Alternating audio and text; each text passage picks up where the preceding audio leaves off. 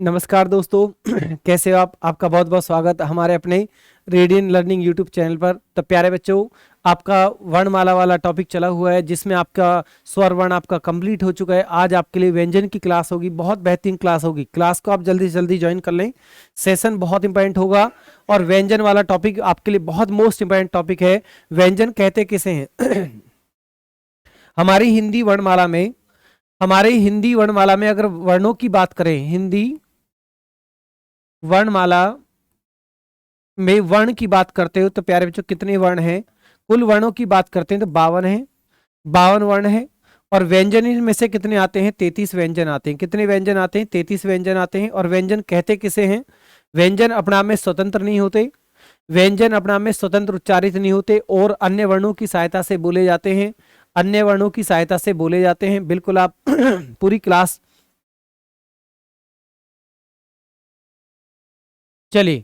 कुल व्यंजनों की संख्या जैसे अभी मैंने आपको बताई थी 33 है। कुल व्यंजनों की संख्या प्यारे बच्चों कितनी है?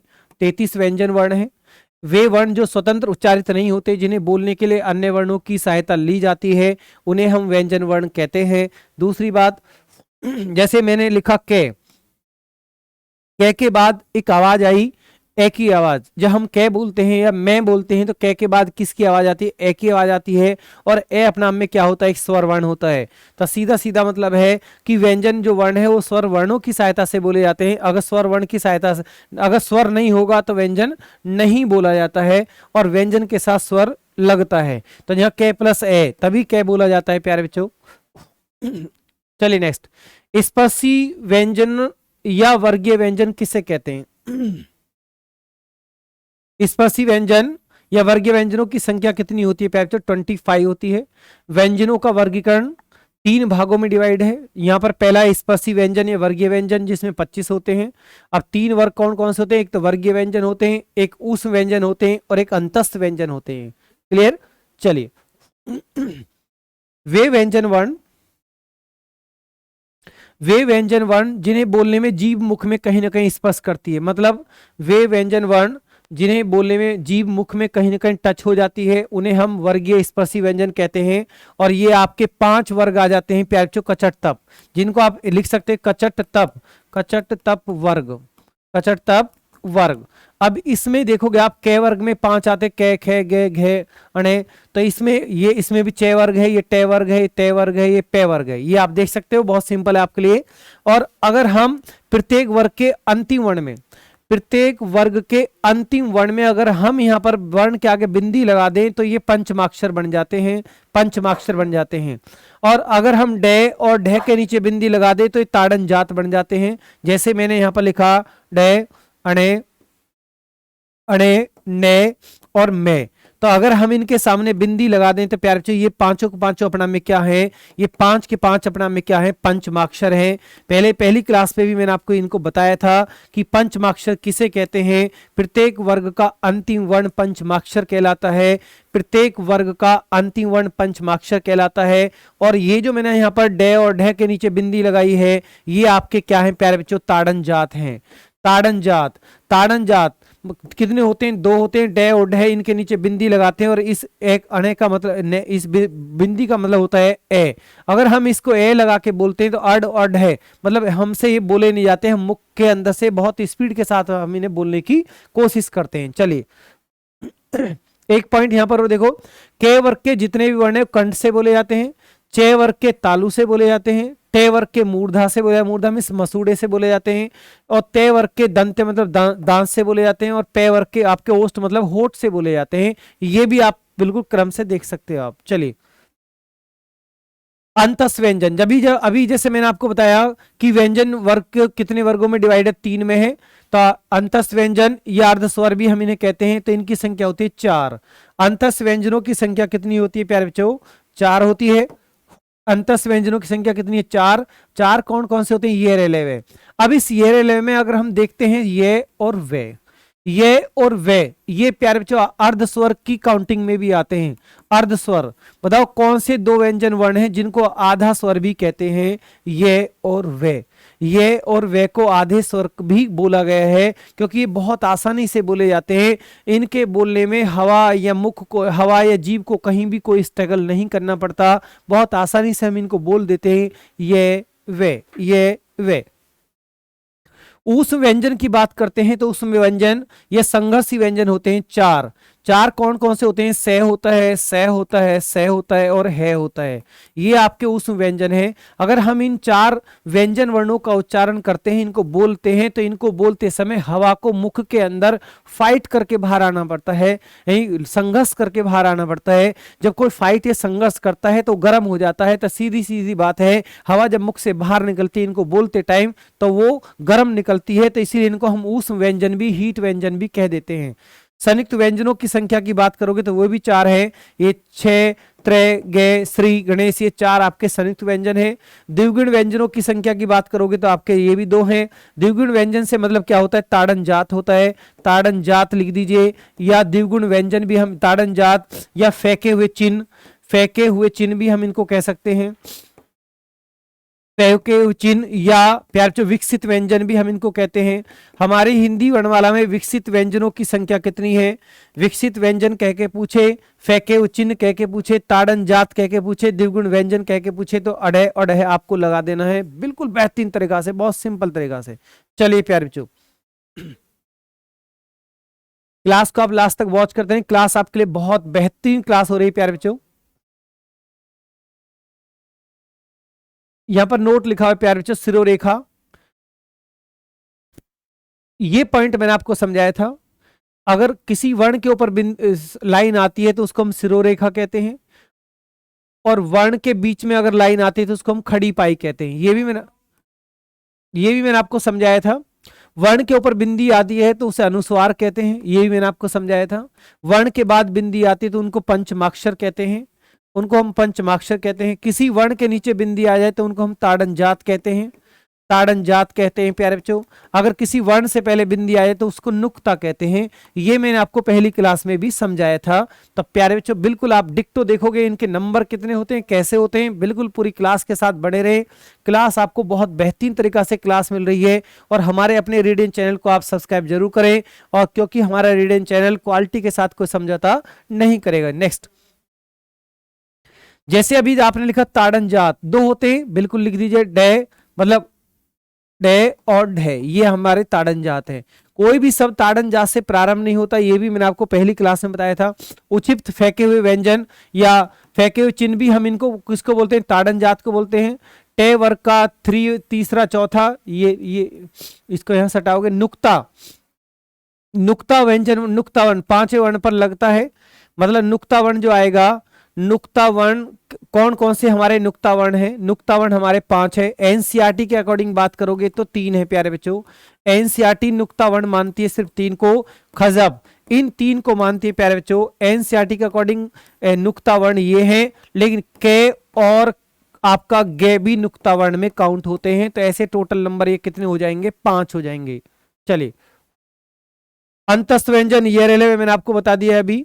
और ये वे आप अपने आप में क्या कहलाते हैं? अर्धस्वर कहलाते हैं, आधे स्वर कहलाते हैं। ये भी मैंने आपको डिक्टो पॉइंट बताया, बिल्कुल आपके सामने लिखा हुआ है, बिल्कुल नोट करें या इसका स्क्रीनशॉट करें। नेक्स्ट, अब आपके लिए हेडिंग डला हुआ है, बोलने के आधार पर, मतलब उच्चारण के आधार पर व्यंजन कितने प्रकार के होते हैं। कभी एग्जाम आए तो आप लगा देना 8 प्रकार के। बोलने के आधार पर व्यंजनों के जो प्रकार हैं प्यारे बच्चों 8 हैं। जैसे पहला है स्पर्शी व्यंजन। स्पर्शी व्यंजन वे वर्ण जिन्हें बोलने में कहीं ना कहीं मुख में जीभ क्या करती है? टच हो जाती है, स्पर्श हो जाती है, तो उन्हें हम स्पर्शी व्यंजन वर्ण कहते हैं। और स्पर्शी व्यंजनों की संख्या जहां टोटल कितनी आ रही है? 16 आ रही है। और 16 का नियम क्या है? हमने कर्तव्य वर्ग के, मतलब कर्तव्य वर्ग के प्रथम 4-4 वर्ण इसमें काउंट, कर्तव्य वर्ग के प्रथम 4-4 वर्ण इसमें लिए जाते हैं। कौन सा एक वर्ग इसमें छोड़ दिया है?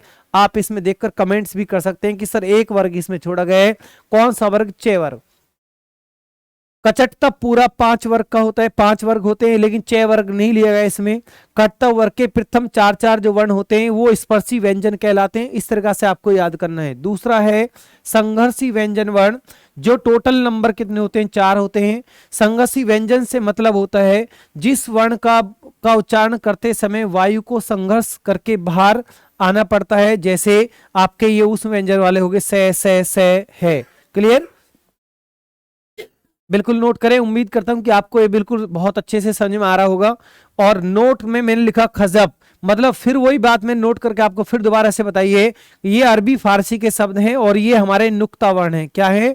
नुक्ता वर्ण है। ये मैंने आपको नोट करके, मतलब सीधा सीधा है। संघर्ष मतलब इनको बोलने में भी संघर्ष करना पड़ता है, इनको बोलने में भी संघर्ष करना पड़ता है। बट ये हमारे कैसे हैं, ये विदेशी वर्ण है, नुक्ता वर्ण है, विदेशी अरबी फारसी के शब्द वर्ण है, तो इनको बोलने में भी संघर्ष करना पड़ता है। चलिए नेक्स्ट, एक शब्द है स्पर्श भी हो रही है, संघर्ष भी। स्पर्श और संघर्षी व्यंजन वर्ण, स्पर्श और संघर्षी व्यंजन वर्ण की संख्या अगर आपसे पूछी गई तो आपका आंसर आएगा 4। रीजन, इसमें 6 वर्ग के प्रथम 4 वर्ण, जिस वर्ग को हमने अभी छोड़ा था उस वर्ग को यहां पर नंबर 3 पर लिया है। 6 वर्ग के प्रथम 4 वर्ण, 6 वर्ग के प्रथम 4 वर्ण स्पर्श संघर्षी व्यंजन कहलाते हैं। इस लाइन से सीधा मतलब है कि 6 वर्ग के प्रथम 4 वर्ण को बोलने में जीभ मुख में कहीं ना कहीं स्पर्श भी होती है और जीभ को संघर्ष भी करना होता है और हवा को भी संघर्ष करना होता है। तो इसीलिए ये 6 वर्ग के स्पर्श भी कहलाते हैं। टच भी जीभ हो रही है और जीभ स्ट्रगल भी कर रही है। नासिकीय व्यंजन, नाम से पता चल रहा है कि वे व्यंजन वर्ण जो नाक से बोले जाते हैं उनको नासिकीय व्यंजन वर्ण कहते हैं। और हवा बाहर से, मतलब जिस वर्ण के बोलने में नाक से हवा बाहर निकलती है उन्हें हम नासिकीय व्यंजन कहते हैं और इनकी संख्या होती है 5। अब सभी वर्गों के पंचमाक्षर, मतलब सभी पंचमाक्षर क्या कहलाते हैं, सब पंचमाक्षर होते हैं टोटल 5। पंचमाक्षर की परिभाषा है कि प्रत्येक वर्ग का अंतिम वर्ण पंचमाक्षर कहलाता है और ये नाक से मतलब नासिक के से बोले जाते हैं, तो नासिकीय व्यंजन वर्ण कहलाते हैं। चलिए नेक्स्ट, संघर्षहीन, संघर्ष का मतलब होता है फाइट, हीन का मतलब नहीं फाइट, मतलब कोई लड़ाई नहीं, कोई बिल्कुल आराम से बोलने वाले। संघर्षहीन, जीभ व हवा को संघर्ष नहीं करना पड़ता। ऐसे व्यंजन वर्ण, समझने को उसका नहीं प्यारे बच्चों, ऐसे व्यंजन वर्ण जिनको बोलने में हवा और जीभ को मुख के अंदर संघर्ष नहीं करना पड़ता, ऐसे संघर्षहीन व्यंजनों की संख्या 2 है, ये और वे। इसीलिए हम इनको क्या कहते हैं प्यारे बच्चों, इसीलिए हम इनको अर्धस्वर भी कहते हैं प्यारे बच्चों, इसलिए हम इनको क्या कहते हैं, अर्धस्वर भी कहते हैं, ये और वे। इसलिए इनको अर्धस्वर का नाम भी दिया गया है। नेक्स्ट नंबर 6 में है प्रकंपित व्यंजन वर्ण। प्रकंपित व्यंजन वर्ण में आपका ऐसा वर्ण आता है, ऐसे व्यंजन वर्ण जिसके बोलते समय जीभ मुख में घर्षण करती है। मतलब सीधा सीधा है, एक ऐसा व्यंजन वर्ण जिसके बोलने में जीभ मुख में क्या खाती है, रगड़ खाती है, रगड़ा खाती है, घिसती है अपने आप को। तो इस सिर्फ ऐसा व्यंजन वर्ण एक ही है जो आपके लिए क्या है, रे, एक ही है व्यंजन वर्ण ऐसा। इस प्रकंपित व्यंजन वर्ण की संख्या कितनी है, एक, वो भी कौन सा है, रे। रे को आप जब उच्चारण करोगे तो जीभ मुख में कहीं ना कहीं, जीभ मुख के अंदर रगड़ खाकर रे को बोलती है, रे रे रे। एक होता है नंबर 7 पार्श्विक व्यंजन वर्ण। पार्श्विक व्यंजन वर्ण या हम कह सकते हैं अगल बगल, बगल या किनारा व्यंजन वर्ण। किनारा व्यंजन वर्ण भी, पार्श्विक का मतलब होता है बगल या किनारा, मतलब सीधा सीधा है ऐसा व्यंजन वर्ण जिसको बोलने में हमारी जीभ के दोनों साइड से हवा बाहर निकलती है और जीभ थोड़ी सी फोल्ड हो जाती है। ऐसे व्यंजनों की संख्या मात्र एक है, वो है ले।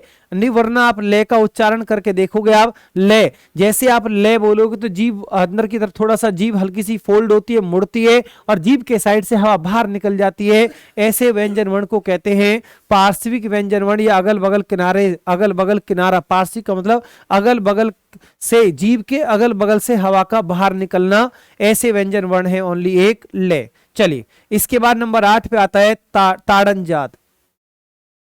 ताड़न जात बिल्कुल आप समझ चुके। ताड़न जात का मैंने आपको ऐसा बेस बनाया, आपको बता दिया कि ताड़न जात क्या होता है। अगर ताड़न जात क्या होता है, अगर किसी वर्ण के नीचे बिंदी आती है, सिर्फ 2 ही ऐसे व्यंजन वर्ण हैं जिनके नीचे बिंदी आती है, डे और ढे, और इस बिंदी का मतलब होता है ए। अगर हम इसको ए लगा के बोलते हैं अड और अड है, मतलब हम पे जब हम इनको बोलते हैं ए लगाकर तो तो ये हमसे बोले मतलब बोलते हैं तो हम इन्हें बहुत स्पीड के साथ बोलते हैं, या मुख में से बहुत जल्दी बोलने की कोशिश करते हैं, तो मतलब मुख के अंदर ये दो व्यंजन वर्ण रुक नहीं पाते हैं, इसीलिए हम इनको फेंके हुए चिन्ह भी कहते हैं। और द्विगुण व्यंजन भी इन्हीं का नाम है, विकसित व्यंजन भी इन्हीं का नाम है, ताड़न जात भी इन्हीं का नाम है। बिल्कुल मैं आपको कई बार बता चुका हूं और आपको बिल्कुल समझ में आया होगा। अब मैं फिर दोबारा से बोलता हूं, व्यंजन वर्ण बोलने के आधार पर व्यंजन के प्रकार कितने होते हैं? बोलने के आधार पर व्यंजन जो प्रकार होते हैं वो 8 होते हैं, और 8 प्रकार अभी आपने भली भांति पढ़े हैं, या देख सकते हो आप। बोलने के आधार पर व्यंजन, जैसे पहला होता है स्पर्शी व्यंजन, जो टोटल कितने होते हैं? 16 होते हैं। दूसरे होते हैं पैरच संघर्षी व्यंजन, जो टोटल 4 होते हैं। इसके बाद आपने देखा नंबर 3 पर स्पर्श संघर्षी व्यंजन, जो टोटल नंबर 4 होते हैं, और इसमें च वर्ग के प्रथम 4 वर्ण लिए जाते हैं। नंबर 4 पर नासिकीय व्यंजन, जो नाक से बोले जाते हैं, वो सभी हमारे पंचमाक्षर। अब आप ये नहीं बोलोगे सर हमें पंचमाक्षर नहीं पता, कौन से 5 पंचमाक्षर होते हैं? तो अगर आपको कचटतव वर्ग पता है तो प्रत्येक वर्ग का जो अंतिम वर्ण है वो ही पंचमाक्षर है, और मैंने आपको लिख भी दिया है, एक अच्छे से बता दिया कि ये पंचमाक्षर है। संघर्षहीन, ऐसा व्यंजन वर्ण जिसको बोलने में जीभ और हवा को मुख के अंदर संघर्ष नहीं करना पड़ता, ऐसे व्यंजनों की संख्या मैंने आपको यहां बताई थी 2, एक है य और एक है वे, जिनको हम आधे स्वर भी कहते हैं। तो अगर आपसे एग्जाम में पूछे बताओ इनमें से कौन सा आधा स्वर है, 4 ऑप्शन आपके सामने आ जाए, ए, वे, ए और आ। बताइए इन 4 में से कौन सा आधा स्वर है? तो आप कमेंट बॉक्स में भी आप टाइपिंग कर सकते हैं, बेहतरीन तरीका से आप लगा दोगे, बोलोगे आधा स्वर, बी ऑप्शन बिल्कुल राइट वे है, क्योंकि आप बेस बना चुके हो, सब कुछ आपको पता है। वर्ण विचार का जब टॉपिक खत्म होगा तो मैं आपको पूरे वर्ण विचार पर, स्वर और व्यंजन पर जितने भी क्वेश्चन बनते हैं, पूरी total objective class, previous class बिल्कुल आपके लिए लगाई जाएगी। प्रीवियस क्वेश्चन भी होंगे और जो आपने पढ़ा इन पर आधारित सारे क्वेश्चन आपके लिए बनाकर आपके लिए एक बड़ी क्लास लगा दी जाएगी। बिल्कुल आप देखिए नेक्स्ट क्वेश्चन के साथ, नेक्स्ट पॉइंट देखो आप। प्रकंपित नंबर 6 पर है, प्रकंपित व्यंजन वर्ण होता है ओनली रे, जिसमें जीभ मुख में क्या खाती है? रगड़ खाती है। पार्श्विक व्यंजन वर्ण होता है ओनली एक, ले, क्योंकि जिसमें जीभ फोल्ड होती है, जीभ के दोनों साइड से हवा बाहर निकल जाती है। क्लियर? ताड़न जात, फेंके हुए चिन्ह होते हैं, इनकी संख्या कितनी है? 2। तो बोलने के आधार पर व्यंजन के प्रकार कितने हुए प्यारे बच्चों? 8 प्रकार हुए हैं, और 8 के नंबर, और उन्हें हम क्या कैसे हम उनको याद कर सकते हैं, से एक एक पॉइंट मैंने आपको बता दिया है। आप वीडियो को दोबारा से भी अच्छे से वॉच करके भी देख सकते हैं। चलो नेक्स्ट लिखा हुआ प्यारे बच्चों घोष। घोष क्या होता है?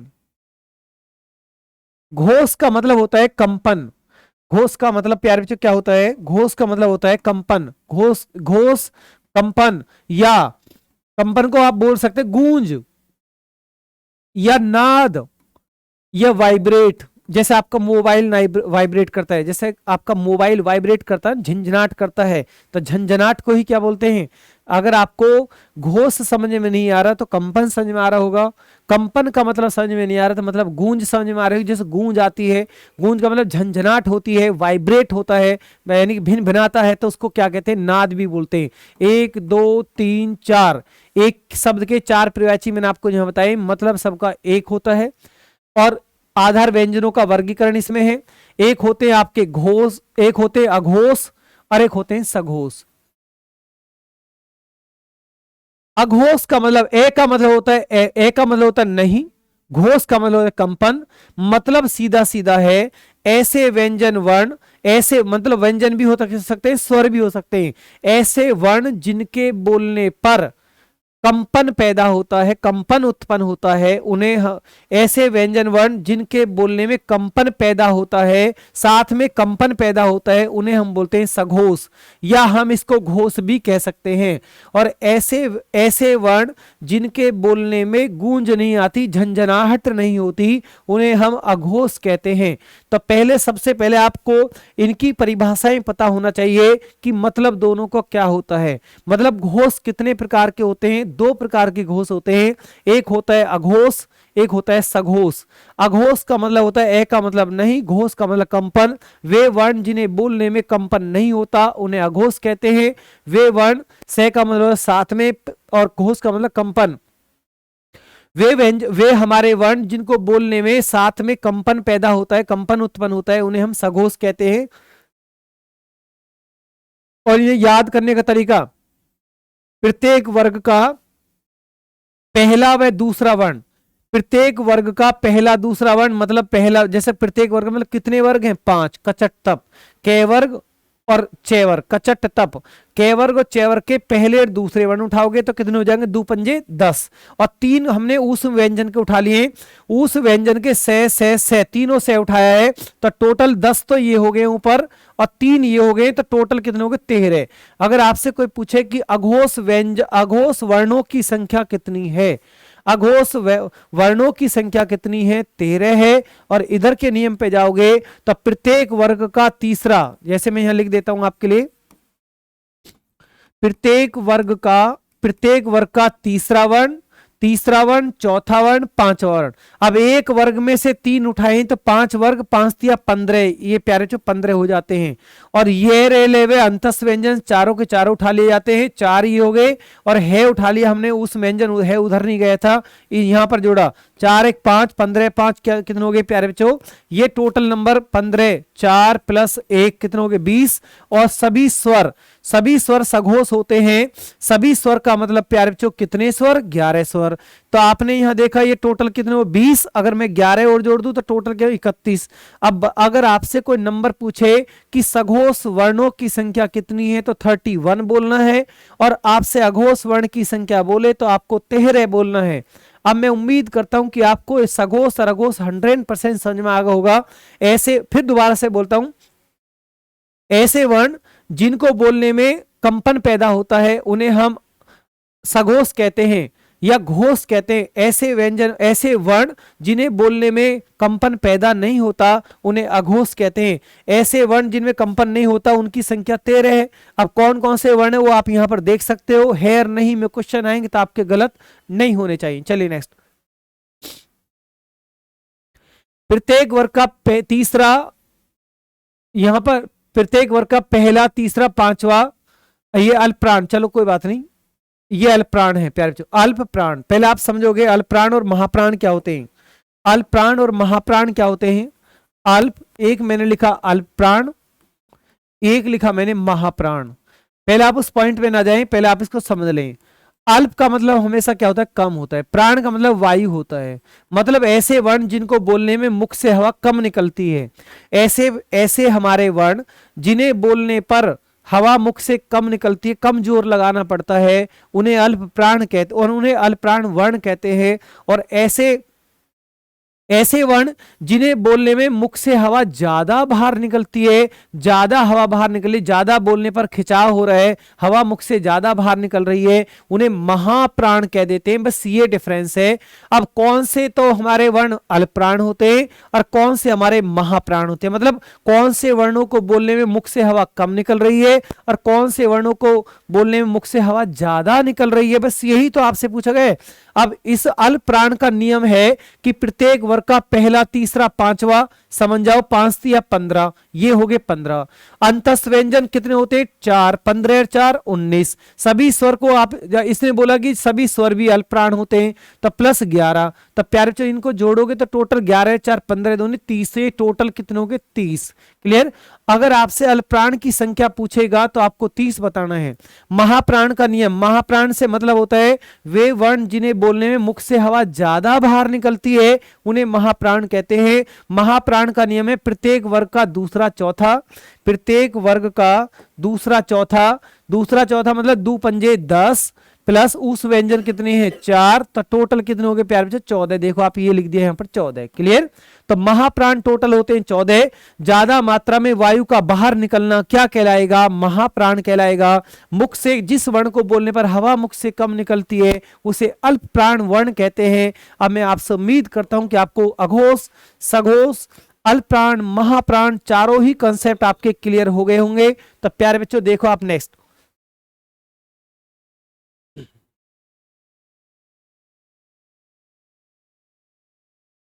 उच्चारण स्थान के आधार पर व्यंजनों का वर्गीकरण। उच्चारण स्थान के आधार पर व्यंजनों का वर्गीकरण, यहां पर एक पॉइंट समझने की कोशिश करना प्यारे बच्चों। अगर मैं आपसे एक बात पूछूं, अगर आपके मन में कोई विचार आता है, आपके मन का कोई विचार है और वो आपके मन का जो उद्गार जो विचार है पहले वो कहां आता है, क्या बताइए आप? अगर आपके मन में, सपोज करो ये आपका मन है और यहां कोई विचार पैदा हुआ, तो ये आपके मन का विचार सबसे पहले कहां पर आएगा? ये यहां पर आप हो, क्लियर? तो यहां पर आपके मन का जो विचार है तो सबसे पहले कहां आएगा? तो कमेंट बताइए आप स्पीड के साथ। मन के विचार, अगर आपके दिल में, आपके मन में कोई विचार है तो पहले सबसे पहले कहां जाता है? डायरेक्ट लबों पे नहीं आता है। मन का विचार, मन की कोई बात होती है तो सबसे पहले उसका पहला स्टेशन होता है कंठ। ये क्रम लिखा हुआ है, पहला स्टेशन कंठ है। मन का विचार पहले आएगा कंठ पर, दूसरी जब सेकंड बार कहां जाएगा? तालु पर, उसके बाद आएगा मूर्धा पर, मूर्धा मतलब मसूड़े पर, तीसरी चौथा आएगा दंत पर, उसके बाद आएगा ओष्ठ पर। मन का कोई विचार, अगर किसी के मन में कोई विचार आता है तो पहले वो विचार कंठ पर आता है, कंठ के बाद तालु पर आता है, तालु के बाद वो मूर्धा पर आता है, मूर्धा के बाद वो दंत पर आता है, दंत के बाद वो आपका कहां पर आता है? ओष्ठ पर आता है, मतलब होठों पर आता है। तो सीधा सीधा मतलब है, तो पहला मन का विचार कंठ पर आएगा। तो क वर्ग के जितने भी कचट तप, जो आपके 5 वर्ग हैं, यहां पर एक बार और देख सकते हैं आप, कचट तप, कचट तप, इसकी पूरी टेबल है मेरे सामने, बिल्कुल अच्छे से आपको बताई जाएगी। तब ये कचट तप प्यारे बच्चों 5 वर्ग है, चलो यहां लिख देता हूं आपके लिए। कचट तप के, चे, टे, ते, पे, ये आपके कचट तप वर्ग हैं। तो कितने वर्ग हैं? 5 वर्ग हैं। अब 5 वर्गों में आप देखोगे तो मन का विचार सबसे पहले कहां जाता है? मन का विचार सबसे पहले कहां जाता है? कंठ पर। तो क वर्ग के सभी कहां से बोले जाएंगे? कंठ से बोले जाते हैं, सिंपल तरीका है। च वर्ग के सभी किससे बोले जाएंगे? उसके बाद विचार कहां जाएगा? तालु से बोले जाएंगे।